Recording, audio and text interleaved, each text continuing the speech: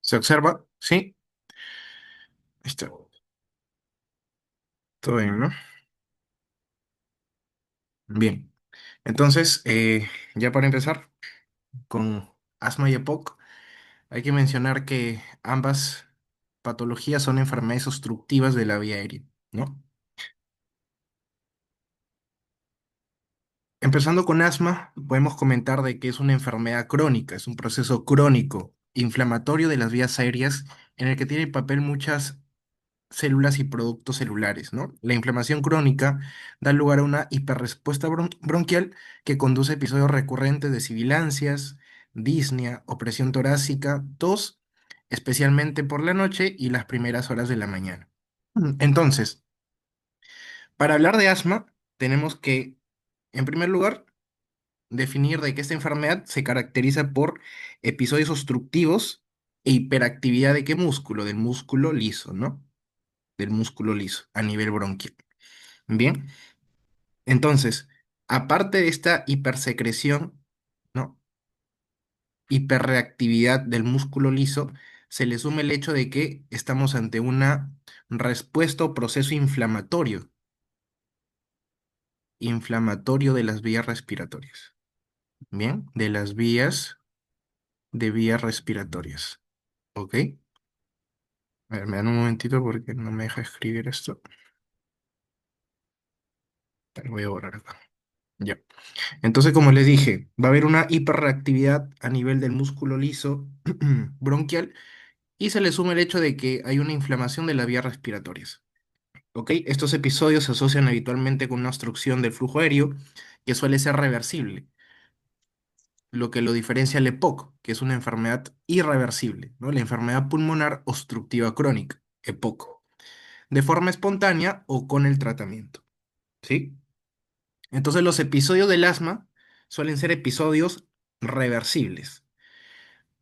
Aparte de esto, podemos comentar de que el asma, a ver, voy a pasar la siguiente diapositiva, se le caracteriza por algunos factores de riesgo muy importantes, como por ejemplo, el primer lugar y el más importante, la predisposición genética. Bien, la predisposición genética en el paciente. Bien, predisposición genética. Entonces, ¿en qué consiste, en qué se basa esta predisposición genética? Esta predisposición genética eh, predispone al paciente con asma a que desarrolle una respuesta mediada por unas inmunoglobulinas, llamadas las inmunoglobulinas E, ¿no? Las inmunoglobulinas E. Entonces, esta respuesta mediada por las inmunoglobulinas E se va a dar ante la presencia o claro, ante la presencia o de algún estímulo a nivel ambiental, ¿no? O alérgenos comunes, como por ejemplo el polen, el polvo, entre otros agentes ambientales externos, bien, que puedan desencadenar esta predisposición genética, ¿sí? Recordar de que la inmunoglobulina E es el anticuerpo responsable de causar las reacciones alérgicas. Bien, las reacciones alérgicas e inflamación, inmunoglobulina E. Aparte de esto, ¿qué otros factores podemos comentar?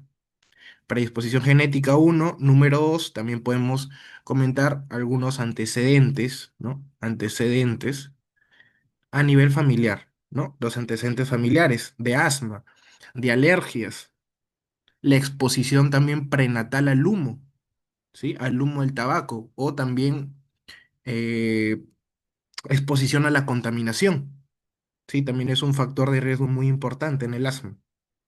Bien, entonces son los factores desencadenantes más importantes relacionados a la fisiopatología, ¿no?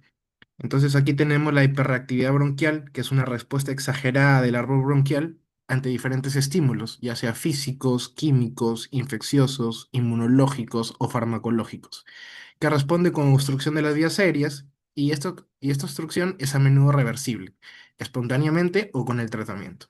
¿Ya? Entonces lo que debemos de resaltar en esta diapositiva es dicha hiperreactividad bronquial, bien que sea en estos pacientes.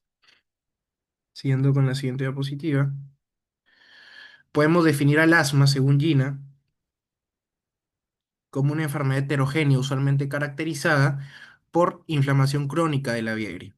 Está definida por la historia de síntomas respiratorios como sibilantes, dificultad respiratoria, opresión torácica y tos, que varían en el tiempo y en intensidad, junto con limitación variable del flujo aéreo respiratorio. ¿Ya, chicos? Entonces, de esta forma se le define al asma según GINA, que es la Global Initiative for Asthma. En la siguiente diapositiva, según su epidemiología, tenemos de que el asma afecta al 1 o 18% de la población en diferentes países. La OMS calcula que el asma afecta a 300 millones de personas en todo el mundo y, y su prevalencia varía, ¿no? Según el sexo y la edad. En varones es más frecuente que en mujeres y el 5 a 10% de los niños tienen diagnóstico de asma en algún momento de su vida. Cabe resaltar de que el asma es frecuente en este caso en la edad extrema, ¿no? O sea, en edades extremas, como por ejemplo en los niños, en niños menores de 5 años, ¿ya? En niños menores de 5 años el asma es muy frecuente, ¿bien? En esa edad extrema de la vida. Es la enfermedad respiratoria obstructiva crónica más frecuente en pediatría y pues su incidencia disminuye con la edad, al parecer debido a cambios hormonales durante la adolescencia, ¿bien? Su prevalencia es creciente en países en desarrollo, como por ejemplo el Perú, es causa importante de absentismo escolar y laboral, y bueno, su mortalidad aproximada es de 250.000 muertes anuales en el mundo, ¿ya? Entonces, esa es la epidemiología del asma. Tenemos aquí los factores de riesgo que ya les había hablado un poco de ellos, ¿verdad? Una persona asmática tiene en sus cromosomas genes que se relacionan con el asma, pero se requiere de múltiples factores ambientales para que los síntomas se presenten. Entonces, de por sí ya en un paciente con asma puede haber una predisposición genética, como les había comentado.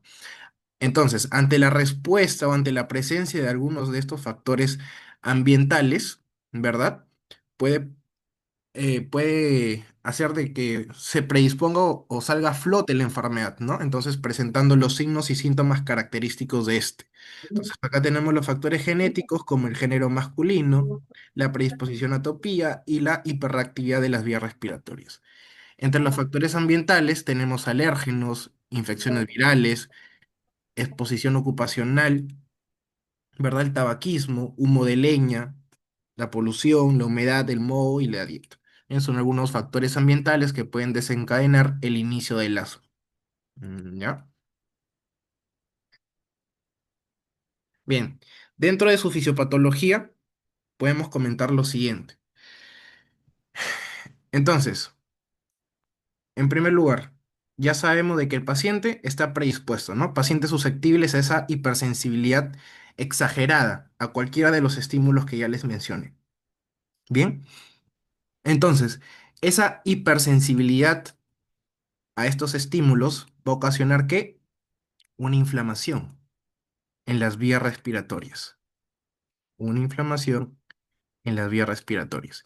Entonces, esta inflamación conlleva a que se presenten o participen algunos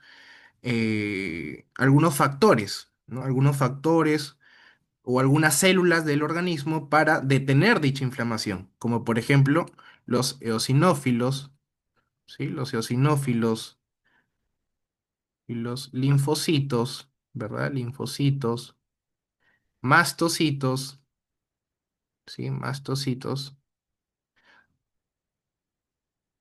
son ejemplos de células que intervienen o participan de este proceso inflamatorio, ¿no? Entonces, sumándole el hecho de que ya se está presentando un daño. ¿A qué nivel? A nivel del epitelio bronquial, ¿sí? Hay un daño a nivel del epitelio bronquial. Entonces, este daño del epitelio bronquial que ya se viene desarrollando con el transcurso del tiempo, porque hay que recordar de que esta enfermedad es una enfermedad crónica, ¿verdad? Contribuye a la patogénesis de la enfermedad. Bien, entonces a esto se le suma una respuesta, ¿no? Una respuesta que es mediada por unos linfocitos muy conocidos como los linfocitos TCD4. Bien. Entonces, estos linfocitos TCD4 participan dentro de la respuesta inflamatoria del asma, pues, ¿no? Entonces, estos linfocitos TCD4, recordando un poco, se dividen en dos tipos: los TCD4 TH1 y los TCD4 TH2. Bien, entonces, los linfocitos TCD4 de tipo TH1 son los más comunes y son los que participan dentro de la respuesta contra diversos agentes, entre los más frecuentes las bacterias, es lo que comenta la literatura. Bien, las bacterias. Mientras que los TH2 responden ante agentes como alérgenos, ¿no? Alérgenos, helmintos, ¿bien? Helmintos, ¿bien? Y al responder ante estos agentes como los alérgenos y helmintos, van a estimular un tipo de células. ¿Cuáles son este tipo de células? Las células B, ¿bien? Las células B. Entonces, estas células B tienen que diferenciarse. ¿En qué tipo de células? En las células plasmáticas, ¿ya? En células plasmáticas.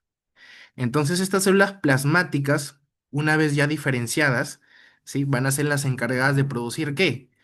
¿Qué inmunoglobulina? La que les comenté, ¿no? La inmunoglobulina E, ¿sí? Aparte de sintetizar la inmunoglobulina E, también puede sintetizar algunos factores de crecimiento de mastocitos, ¿sí? Y también participa en el proceso de reclutamiento de eosinófilos, ¿no? De eosinófilos. Ya, chicos, entonces, estos linfocitos TCD4, exactamente los TH2, son los que participan dentro del proceso inflamatorio del asma, ¿no? Exclusivamente hablando respecto a los alérgenos. Bien, entonces, ante la respuesta de los alérgenos, van a participar en la producción eh, perdón, la estimulación de las células B. Estas células B, recuerden, se tienen que diferenciar en células plasmáticas. A la vez, estas células plasmáticas tienen que cumplir otras funciones, ¿no? Como la producción de inmunoglobulina E para la respuesta inflamatoria, el reclutamiento de eosinófilos y la producción del factor de crecimiento de eosinófilos, de mastocitos. ¿Ya, chicos? Entonces no se vayan a olvidar toda esta cascada, pues, ¿no? Toda esta serie de procesos que ocurren dentro del asma. Entonces, todo lo que les mencioné aquí está acá, ¿no? Este libera, bueno, dentro de la respuesta inflamatoria también se libera algunas interleuquinas como la 4, la 5. Déjame borrar esto. La 4, la 5, que participan en el reclutamiento y la maduración de los eosinófilos, ¿no? Entonces, esto que conlleva la hipersensibilidad inmediata, activando y participando en el proceso de la degranulación del mastocito, que a la vez se va a liberar algunas sustancias que inician la broncoconstricción, ¿no? Entonces, esta broncoconstricción se le agrega lo que es el edema, el aumento de la permeabilidad de los capilares y la quimiotaxis, ¿no? De otras células inflamatorias. Entonces, eso vendría a ser la fisiopatología del asma, ¿ya? Los cambios fisiopatológicos, tenemos que a nivel bronquial hay un engrosamiento de la membrana basal, hay hipertrofia del músculo liso, ¿no? Vasodilatación, hay edema de la mucosa, submucosa, infiltración de eosinófilos, neutrófilos, mastocitos, células mononucleares, células T. Va a haber la presencia de un tapón de moco, ¿no? Descamación del epitelio, ese nivel, y una hiperplasia de la glándula submucosa, ¿no? Entonces, todo esto ocasiona que una contracción muscular, edema, infiltración de la mucosa y un aumento de las secreciones. ¿Ya, chicos?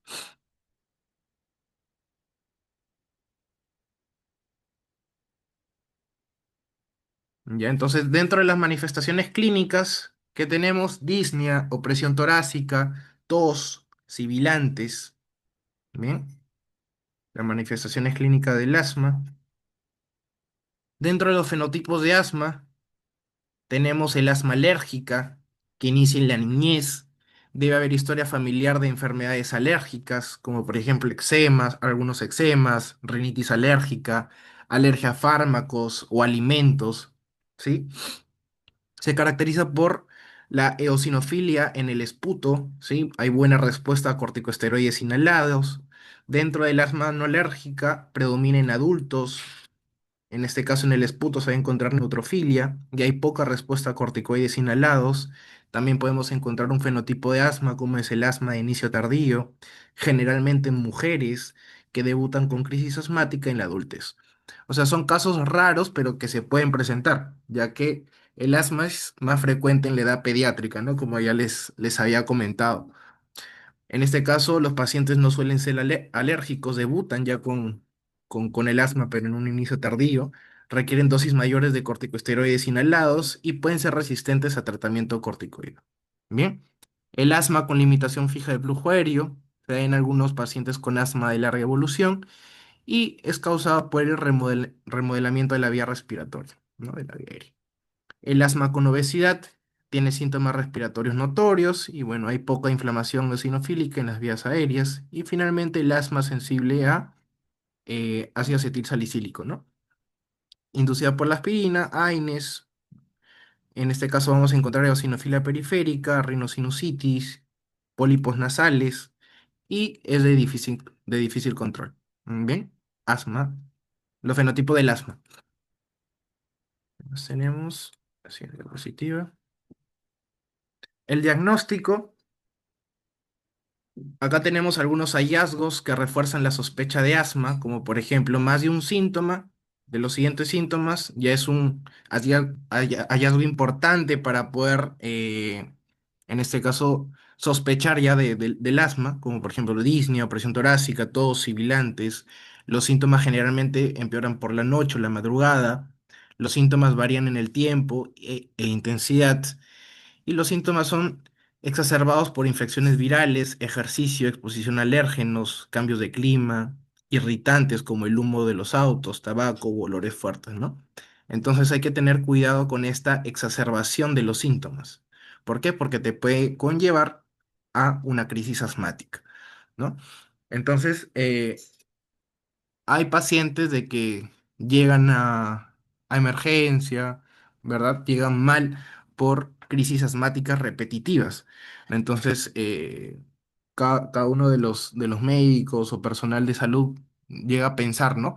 Pero ¿por qué el paciente llega frecuentemente al hospital por crisis asmáticas repetitivas? Por la exposición, ¿no? A cualquiera de estos alérgenos ambientales. Entonces, es importante hablar con el paciente, poder identificar nosotros como personales de salud eh, qué posiblemente le esté ocasionando esas crisis asmáticas repetitivas en el paciente, ¿no? Y recomendarle que evite el contacto con los alérgenos que le pueden estar ocasionando dichas crisis. ¿Ya, chicos? Tenemos hallazgos que alejan la sospecha de asma, como la tos aislada, la producción crónica de esputo, disnea asociada a mareos, aturdimiento y parestesias, el dolor torácico, una disnea inducida por el ejercicio con respiración nasal. Entonces, todos estos hallazgos nos, como que nos acercan un poco al diagnóstico y también nos acerca a a la probabilidad de descartar que sea un asma. Entonces, esto va de la mano con una buena anamnesis, ¿verdad? Examen físico y bueno, realizando esto, realizando unas buenas preguntas, una buena análisis en el paciente, podemos descartar, ¿no? Algunas otras enfermedades y dar con el diagnóstico en específico, que en este caso sería el asma. ¿Ya? Entonces es importante, hallazgos que refuerzan la sospecha y hallazgos que alejan la sospecha de asma.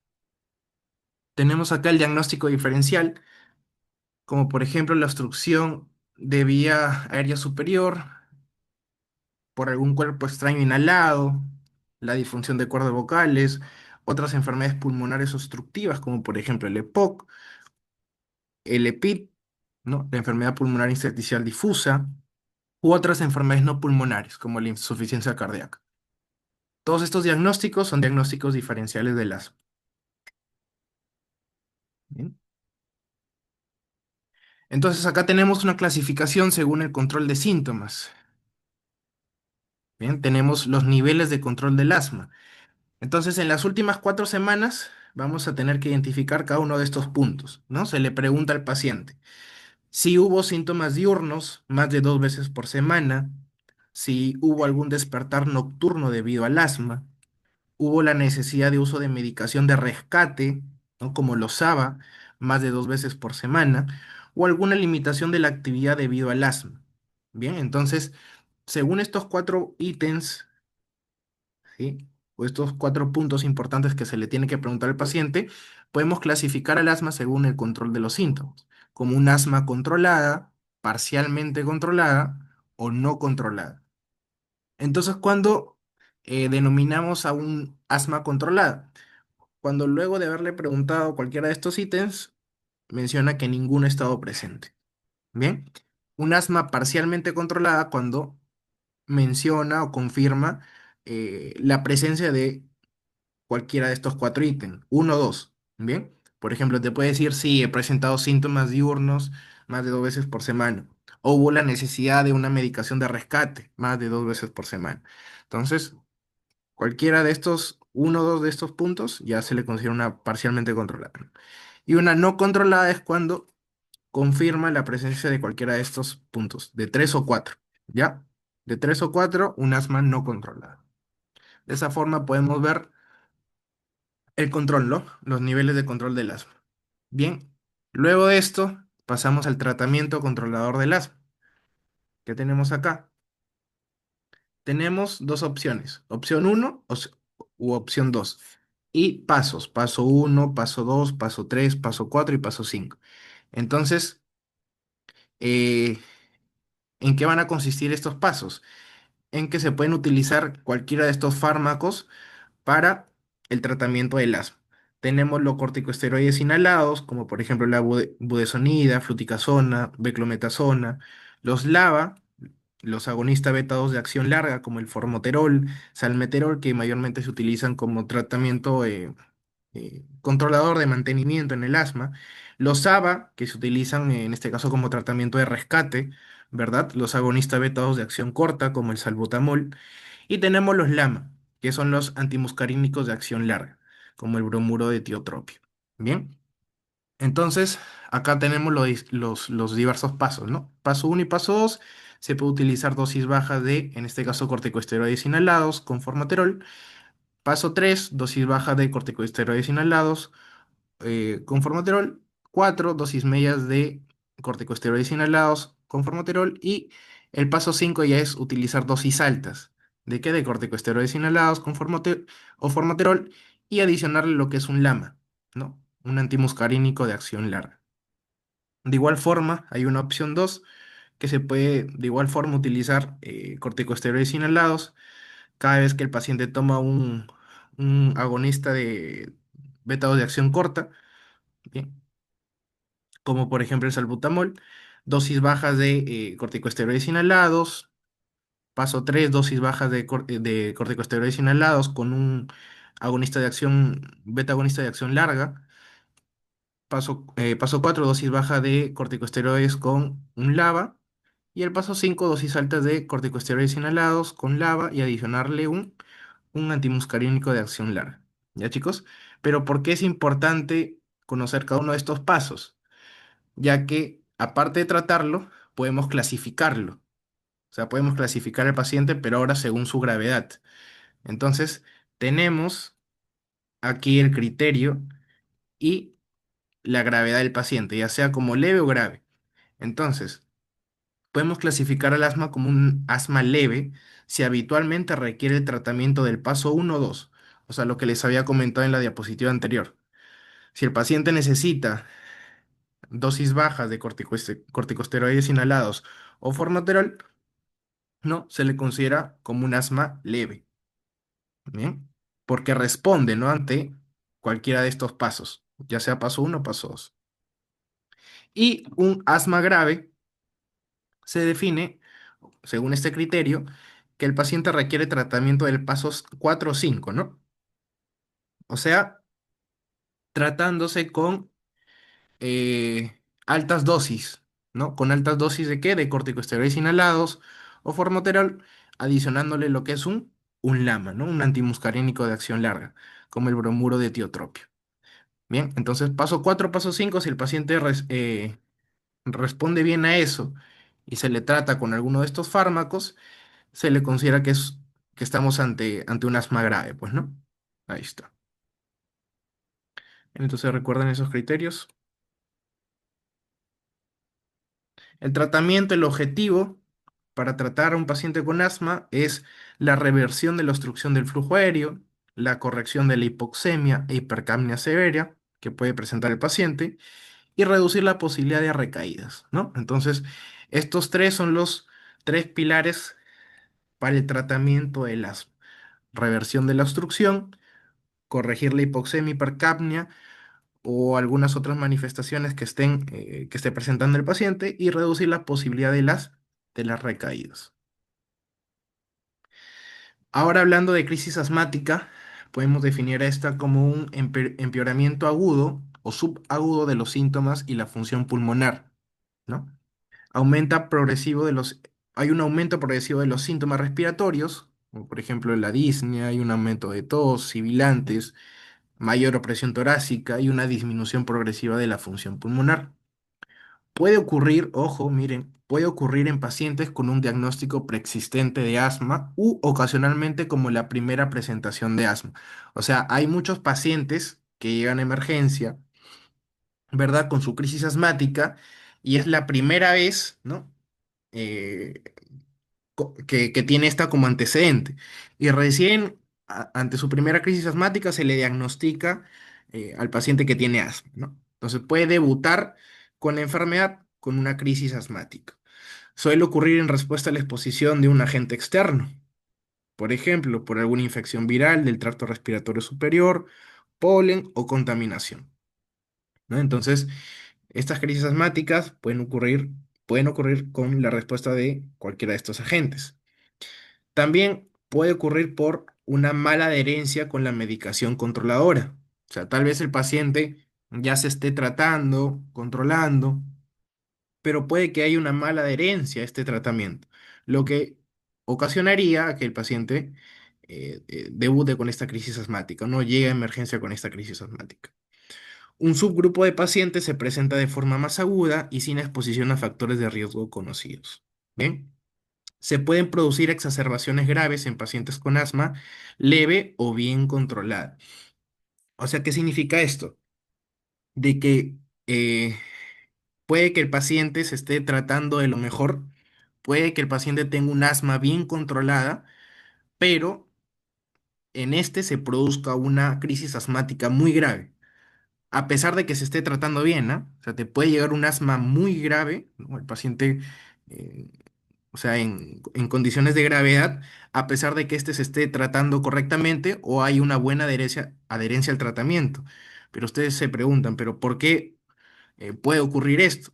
Por lo que les comenté, ¿no? El paciente está expuesto o puede estar expuesto a cualquiera de uno de estos agentes externos que ocasionen esta crisis asmática. Entonces, la importancia, ¿no? En este caso, de hacer una buena anamnesis al paciente y pues en este caso, hacerle entender, ¿no? O informarle que debe identificar qué agentes son los que le ocasionan esta respuesta inflamatoria, ¿no? Y tratar de evitarlos. ¿Ya, chicos? Entonces ahí está, crisis asmática. La gravedad de la crisis asmática, tenemos aquí una crisis de leve a moderada, una crisis grave y un paro respiratorio inminente, ¿no? De estas tres formas se pueden presentar estas crisis asmáticas. Y aquí están los signos y síntomas, ¿no? En este caso es la disnea, en la leve moderada es leve, la disnea en una crisis asmática grave es intensa y en el paro respiratorio inminente es muy intensa. La posición, al paciente se le puede encontrar sentado o acostado en una leve moderada, encorvado hacia adelante en una crisis asmática grave, ¿verdad? El habla, leve moderada solamente se le escuchan frases y en la crisis asmática grave solamente palabras, ¿no? De igual forma, con la frecuencia respiratoria aumentada, en la grave mayor a 30, frecuencia cardíaca en este caso menor a 100, de 100 a 120 y en la grave mayor a 120. En este caso, la musculatura accesoria está presente, mientras que en el paro respiratorio inminente encontramos un movimiento paradójico. Las sibilancias presentes, pero en el paro respiratorio inminente podemos encontrarlas ausentes, ¿no? Entonces, si el paciente con asma te llega a emergencia y no escuchamos sibilancias, podemos sospechar de algún paro respiratorio inminente, ¿no? En ese momento. Nivel de conciencia, normal. En la grave, el paciente se encuentra agitado. En el paro respiratorio inminente, el paciente puede presentar somnolencia, confusión y hay alteración a nivel del sensorio, ¿verdad? El pulso paradójico, en este caso leve moderada, ausente. En la grave, mayor a 10 hasta 25 milímetros sobre mercurio. Y el paro respiratorio inminente, hay fatiga muscular, ¿no? Hay ausencia de este pulso paradójico. En este caso, la FEP, en este caso se encontraría mayor a 50%, en la leve moderada y en la grave menor a 50%, ¿no? En este caso, recordar que la FEP o BEF1, que sería el volumen expiratorio forzado en el primer segundo, ¿verdad? Que llegaría a ser un parámetro en este caso, de la espirometría. Bien. La saturación de oxígeno de 90 a 95 en la leve moderada, en la grave menor a 90, la presión la presión arterial de oxígeno normal, en la grave de 60 a 80 y en el paro respiratorio inminente menor a 60. Finalmente tenemos a la presión arterial de CO2, en la leve moderada puede estar menor a 40, en la grave mayor a 40 y de igual forma en el paro respiratorio inminente. ¿No? Entonces, podemos darnos cuenta de que con la clínica, con los signos vitales e incluso con los parámetros de la espirometría, podemos clasificar, ¿no? A la crisis asmática para su correcto control y tratamiento, ¿bien? Para una correcta intervención. Acá tenemos algunos factores de riesgo de mortalidad, ¿no? ¿Cuáles son estos factores de riesgo de mortalidad? Historia de asma casi fatal que haya requerido intubación y ventilación mecánica invasiva. Entonces, si tenemos un historial en el paciente, ¿no? De que se le haya intubado, se haya requerido, ¿no? La utilización de ventilación mecánica, ya es un factor de riesgo de alta mortalidad en el paciente, ¿no? Ante una posible o ante alguna próxima crisis asmática que se pueda presentar, ¿no? Hospitalizaciones o visitas de emergencia frecuentes en el año previo, utiliza o acaba de suspender el uso de corticoides orales, no utiliza actualmente corticoides inhalados, uso excesivo de agonistas beta 2 de acción corta, los ABA, o sea, que son en este caso, medicamentos de elección para las crisis asmáticas, ¿verdad? Historia de enfermedad psiquiátrica o problemas psicosociales, la poca adherencia al tratamiento o plan de acción escrito y las alergias a los alimentos. Entonces, estos factores de riesgo de mortalidad nos ayudan, ¿no? Nos ayudan a predecir, en este caso, la condición del paciente ante próximas crisis asmáticas que se puedan presentar, ¿no? O cómo el paciente podría reaccionar o podría evolucionar en sus próximas crisis asmáticas. Entonces hay mayor índice de mortalidad, mayor riesgo de mortalidad ante la presencia de estos factores, ¿no? Que fácilmente se pueden identificar. El manejo de la crisis asmática en atención primaria, que tenemos acá, tenemos que evaluar al paciente, ¿verdad? Primero, identificar si es asma. En segundo lugar, factores de riesgo de mortalidad, que ya lo vimos, y la severidad de la exacerbación. En este caso, al evaluar en primer lugar estos ítems, ya podemos clasificar el paciente, ¿no? Según su riesgo, leve o moderado, riesgo grave o riesgo vital, mediante la clínica, ¿no? Mediante la clínica y los signos vitales. En este caso, leve o moderado, si el paciente habla en frases, no tolera el decúbito, si no se encuentra agitado, la frecuencia respiratoria aumentada, no utiliza músculos accesorios, frecuencia cardíaca de 100 a 120, saturación de 90 a 95 con fío de 0,21 y la y la BEF1 mayor a 50% del valor basal. Entonces, cualquiera de esta clínica, ¿no? Signos vitales en estos rangos, nos puede decir que estamos ante ante un asma leve o moderado, ¿no?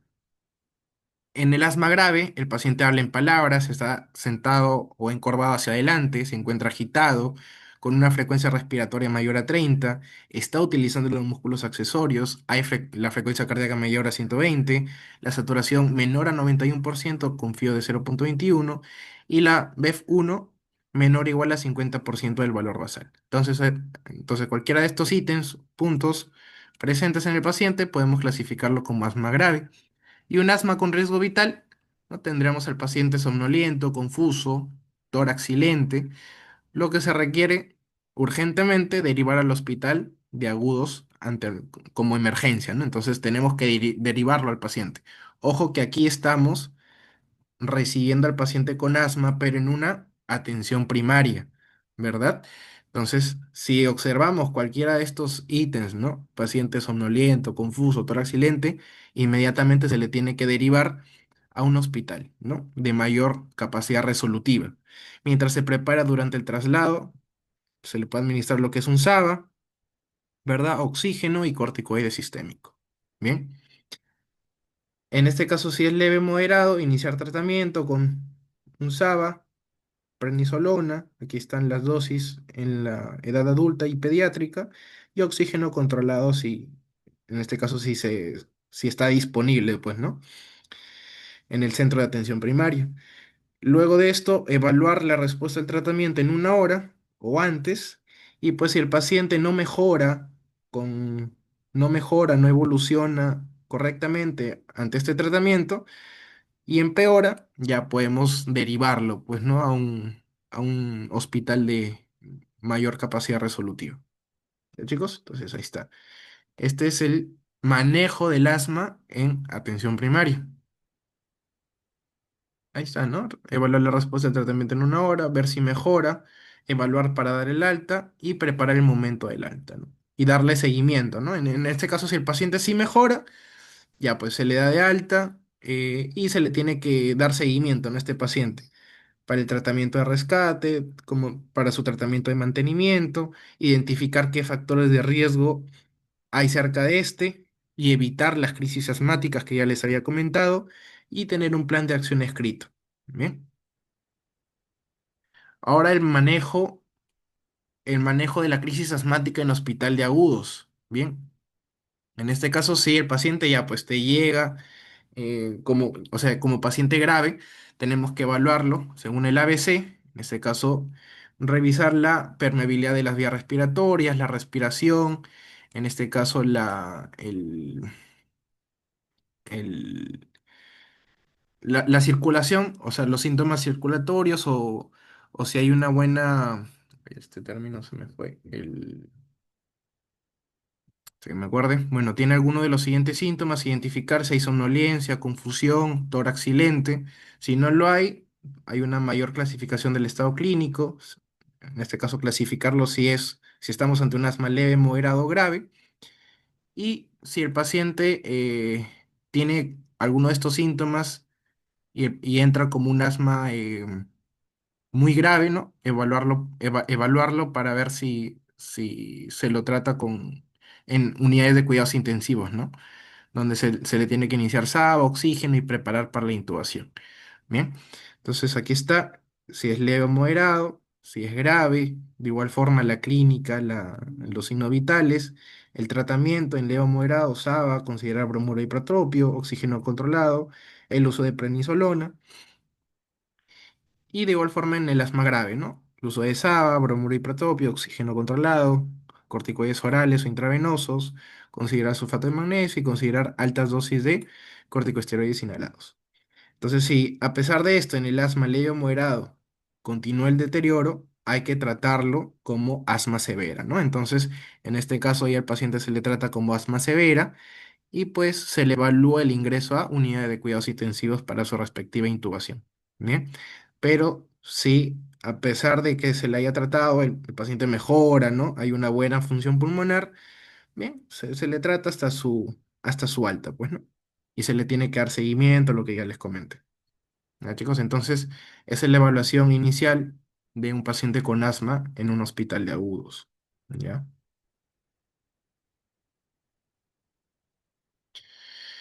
Bien, respecto al EPOC, tenemos la enfermedad pulmonar obstructiva crónica, que es una condición, déjeme eliminar esto. Ya.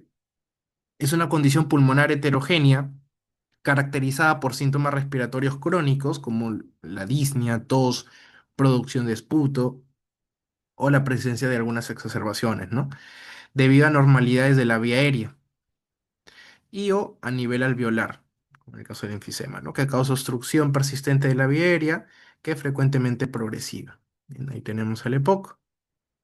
En este caso, la sintomatología del EPOC, disnea, tos crónica, expectoración crónica, ¿no? Es importante realizar una buena anamnesis para la identificación de cada uno de estos síntomas, ¿no? En este caso, para evaluar la tos, se le puede preguntar al paciente, en este caso el tiempo, ¿no? El tiempo, ver, identificar si la tos es una tos aguda, crónica, identificar si hay la presencia de esputo, ¿verdad?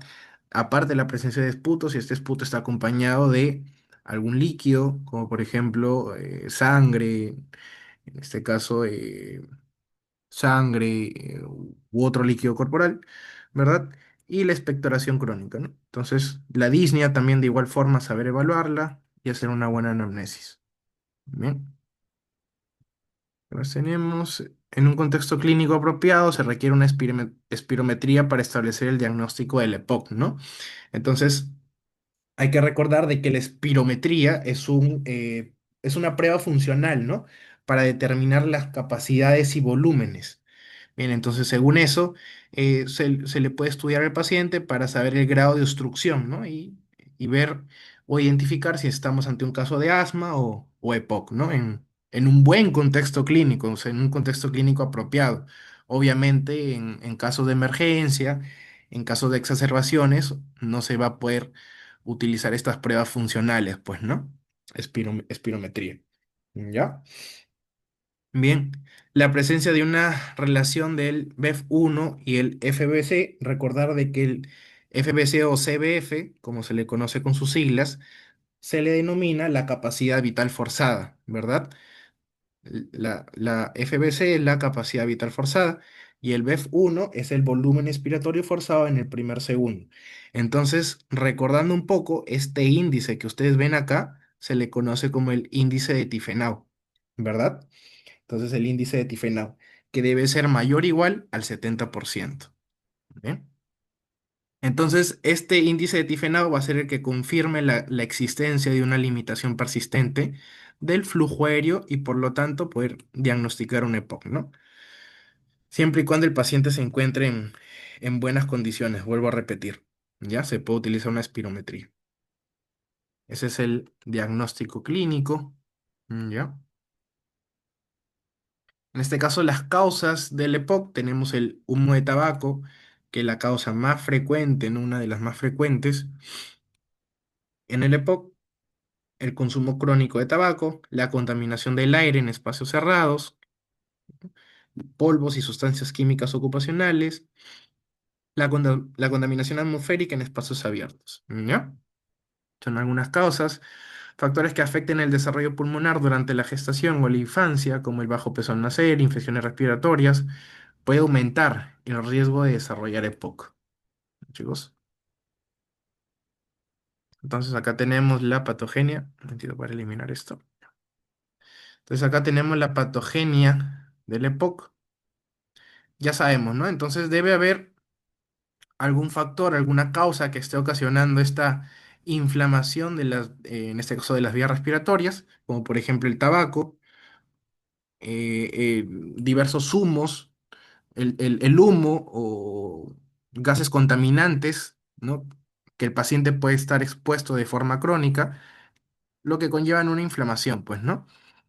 Entonces, supongamos de que el factor de riesgo para el desarrollo del EPOC sea el humo del tabaco, ¿no? Ya, ¿qué sucede?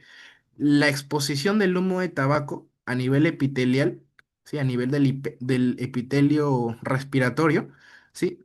Va a ocasionar lo que son cambios, ¿no? Cambios inflamatorios, ¿ya? Cambios inflamatorios. Bien. Entonces, estos cambios inflamatorios, ¿sí? ¿Qué ocasiona? Ocasiona la activación ¿de qué? De neutrófilos. de neutrófilos, de macrófagos. Sí, una activación e incremento de estas células, neutrófilos y macrófagos. Bien, entonces estas células participan dentro del proceso inflamatorio del organismo. Entonces, al activarse tanto neutrófilos y macrófagos, estos van a producir algunos mediadores inflamatorios, como las metaloproteinasas. Proteinasas. Bien, metaloproteinasas.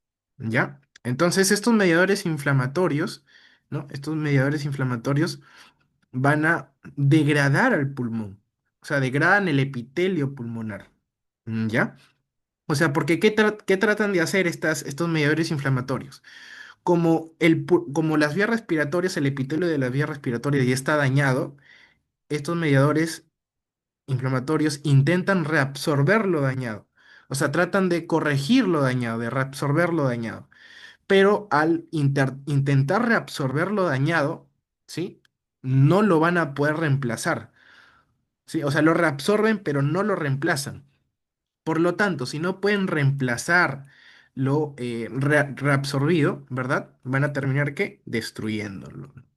Destruyendo ¿qué? El epitelio a nivel respiratorio. Entonces, esta destrucción del epitelio respiratorio, daño a nivel pulmonar, conllevaría lo que es un enfisema, ¿no? Enfisema pulmonar. Un enfisema pulmonar. ¿Ya?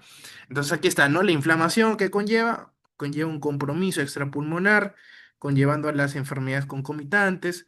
Aparte de esto, el EPOC conlleva un daño bronquial, una bronquiolitis o daño a nivel alveolar, como el enfisema que ya les comenté, y esto ocasionaría lo que es una obstrucción del flujo aéreo, ¿no? Entonces, las enfermedades concomitantes por el compromiso extrapulmonar de esta inflamación, más el daño pulmonar y la obstrucción del flujo aéreo, conllevaría una discapacidad o muerte del paciente, ¿no? Entonces, esa es la fisiopatología del EPOC. De igual forma, con el humo del tabaco, eh, ocurre lo mismo, ¿no? En este caso, pero con el ejemplo de los gases o de sustancias externas, ¿no?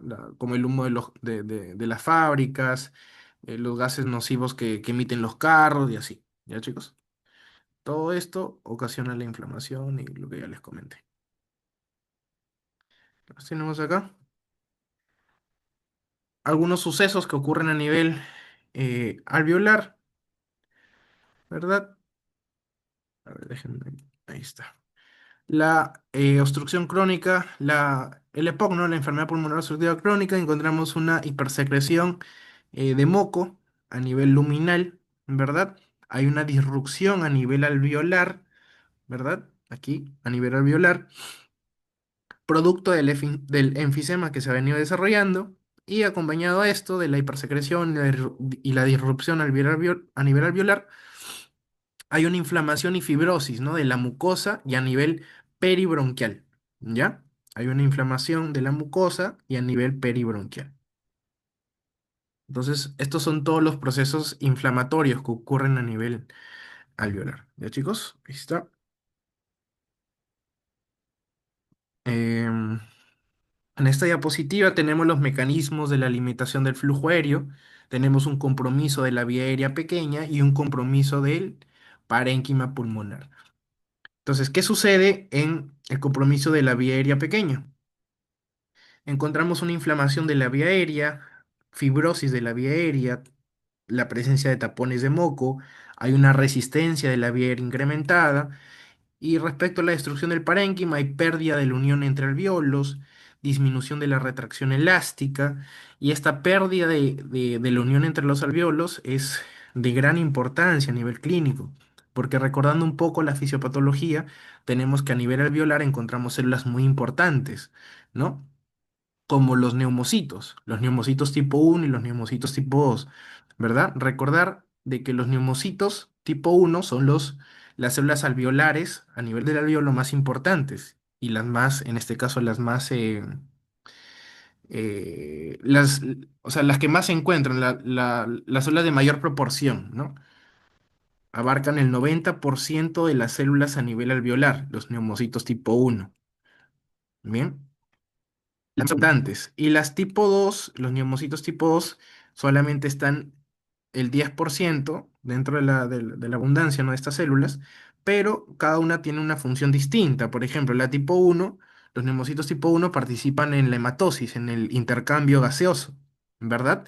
Mientras que los neumocitos tipo 2 son las células alveolares encargadas de la producción de el surfactante, ¿no? Del surfactante.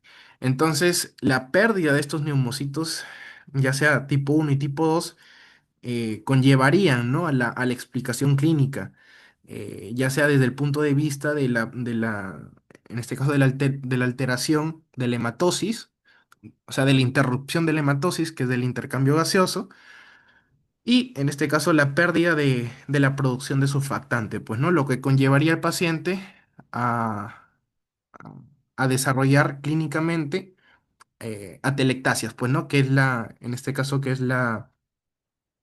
el colapso alveolar, ¿no? Bien, entonces ahí están algunos mecanismos de la limitación del flujo aéreo, compromiso de la vía aérea pequeña, destrucción del parénquima. Tenemos aquí una clasificación, que es la clasificación de Gault, que es la Global Initiative for Chronic Obstructive Lung Disease, ¿sí? La cual va a evaluar los síntomas, la gravedad de la limitación del flujo aéreo, riesgo de exacerbaciones, comorbilidades. Son algunos puntos que evalúa la clasificación de Gault. Y aquí están, ¿no? Tenemos un Gault de bajo riesgo y de alto riesgo. Entonces, el de bajo riesgo, o sea, la gravedad, eh, se considera un gol de 1 a 2, ¿bien? Y el de alto riesgo, un gol de 3 a 4. Entonces, aquí está, ¿no? La clasificación de gravedad de limitación del flujo aéreo en EPOC. En este caso, se trabaja con el BEF1, ¿no? Ahí está, se trabaja con el BEF1 post el test de broncodilatación, que es un test que se realiza en la espirometría. Ya, entonces tenemos GOL 1, va a ser un EPOC leve, evaluando el BEF1 mayor o igual a 80%. Un GOL 2 se le considera moderado con un BEF1 menor o igual a 50% y menor a 80%. GOL 3, un EPOC grave, ¿no? Con el BEF1 menor o igual a 50% y menor o igual a 30%, y de muy grave con el BEF1 menor al 30%, ¿no? Entonces, obviamente esta clasificación de gravedad es utilizando la espirometría, pues, ¿no? El paciente se le tiene que realizar la espirometría, realizar el test de broncodilatación, y según los resultados del BEF1, que recordar que es el volumen expiratorio forzado en el primer segundo, se le clasifica, ¿no? Al paciente. Entonces, ahí está, para ver la gravedad de limitación del flujo aéreo. También esta escala de Gol abarca lo que es la escala de la disnea, ¿sí? De la siguiente forma, sus grados, según el Medical Research Council, el MRC. Bueno, acá tenemos el grado 1 hasta el grado 4, según el nivel de ejercicio que produce la disnea. Entonces, el grado 1, el paciente camina deprisa en terreno llano, subiendo una cuesta ligera. La disnea de grado 2, el paciente camina en llano al paso normal de otras personas. Grado 3, hay presencia de disnea al pararse a coger aire, al caminar en terreno llano a su propio paso. Y la disnea de grado 4, cuando hay la falta de aire con solo vestirse o lavarse, o sea, al realizar sus actividades diarias, ¿no? De esa forma se puede clasificar la disnea según el GOL y el riesgo de las exacerbaciones. Bien, tenemos un bajo riesgo o alto riesgo. ¿Cuándo se considera bajo riesgo? Con exacerbaciones, menos de una exacerbación por año y ninguna hospitalización por exacerbaciones. Y de alto riesgo, ¿cuándo sería? Mayor o igual a 2 exacerbaciones por año o mayor o igual a una hospitalización por exacerbaciones. Bien, dentro de la clasificación de vuelta. El tratamiento del EPOC estable, consejos: dejar de fumar, obviamente, prevención del tabaquismo, la exposición ocupacional, ¿verdad? Porque el paciente puede estar expuesto ante gases nocivos que empeoren la situación, la contaminación del aire en espacios abiertos y cerrados, y la actividad física, ¿no? Entonces, ahí están algunos consejos en el tratamiento del EPOC estable. Otros tratamientos tenemos la vacunación. Se recomienda la vacunación antigripal una vez al año, la vacunación antineumocócica en pacientes mayores de 65 años, ¿sí? Algunos mucolíticos, tratamiento aumentativo de la alfa-1 antitripsina, antibióticos, antitusígenos, ¿sí? También se pueden emplear. La rehabilitación, mejoría en la tolerancia al ejercicio, mejoría de la disnea, de la fatiga. Se recomienda un mínimo de 6 semanas y se debe continuar en casa. Oxigenoterapia, debe utilizarse más de 15 horas al día. Bien. Em, con los valores de la presión arterial de oxígeno menor o igual a 55 milímetros sobre mercurio, la saturación menor o igual a 88%, con o sin hipercapnia. Bien. En pacientes con presión arterial de oxígeno entre 55 a 60, con saturación de 88%, con hipertensión pulmonar asociada, con algún edema periférico, con insuficiencia cardíaca congestiva, policitemia, con hematocrito mayor a 55, son indicaciones para el uso de oxigenoterapia, más de 15 horas al día en este tipo de pacientes. Bien. El soporte ventilatorio en este caso para buscar la presión positiva de la vía aérea y el tratamiento quirúrgico, ¿no? En este caso, con la finalidad de reducir el volumen pulmonar, ¿ya? Otros tratamientos. Exacerbaciones del EPOC es un episodio agudo, de igual forma como el asma, pues, ¿no? Que tenía su exacerbación aguda, como era la crisis asmática, tenemos la exacerbación del EPOC. Es un episodio agudo caracterizado por un agravamiento de los síntomas respiratorios del paciente que trasciende las variaciones normales diarias y precisa un cambio en la medicación. La causa más frecuente de las exacerbaciones en el EPOC, infecciones, ya sea virales o bacterianas, ¿no? De igual forma como el asma, entre una de las causas para la crisis asmática eran las infecciones, los alérgenos. Ya, en el EPOC, las más frecuentes son las infecciones. ¿Cómo evaluar la gravedad? Con la analítica, ¿verdad? Análisis de sangre, radiografía de tórax, algún AGA y EKG. Bien, están las exacerbaciones del EPOC. Y el tratamiento de las exacerbaciones, ¿no? Con oxígeno, mantener la saturación entre el 88 a 92%. Utilizar broncodilatadores, en este caso los ABA, ¿no? Los anticolinérgicos de acción corta, de igual forma, corticoides sistémicos, reducir el tiempo de recuperación, mejorar la función pulmonar, hipoxemia, reducir el riesgo de recaída precoz, fracasos terapéuticos y la duración de la estancia hospitalaria. Se recomienda 5 días de tratamiento con estos corticoides sistémicos. De igual forma, con antibióticos si fuese necesario, en este caso para tratar la disnea, ante casos de aumento de la cantidad de esputo, el aumento de la purulencia del esputo son indicaciones de antibióticos, ¿no? Ante alguna posible infección, como origen, ¿no? O como causa de estas exacerbaciones. Y otros, aquí en este caso, el balance hídrico adecuado y una profilaxis, en este caso ante trombosis venosa profunda o tromboembolismo pulmonar agudo. ¿Ya? Ese es el tratamiento de las exacerbaciones. Indicaciones de atención hospitalaria y hospitalización. ¿En qué caso nosotros indicamos hospitalizar al paciente ante un notorio incremento de la intensidad de los síntomas, EPO grave, subyacente, aparición de nuevos signos físicos, ausencia de respuesta de una exacerbación al tratamiento médico inicial, presencia de comorbilidades importantes, entre las más frecuentes diabetes, hipertensión? Bien. Ya si el paciente presenta alguna de estas comorbilidades, ya sabemos, ¿no? Que es un paciente de alto riesgo, muy frágil. Y de igual forma, la diabetes y la hipertensión son enfermedades muy frecuentes en nuestro medio, ¿no? Exacerbaciones frecuentes, de igual forma, edad avanzada y soporte domiciliario insuficiente. Son indicaciones para hospitalizar al paciente con EPOC. Bien, entonces, hasta aquí llegamos con el tema de asma y EPOC. Hacer de mención nuevamente la importancia de estas dos enfermedades crónicas obstructivas en nuestro medio y sobre todo la importancia de nosotros como futuros profesionales de la salud para el manejo, ¿no? En la atención primaria, en la atención primaria y ante el caso de futuras exacerbaciones y complicaciones de ambas enfermedades. Muchas gracias, chicos. Sería todo de mi parte.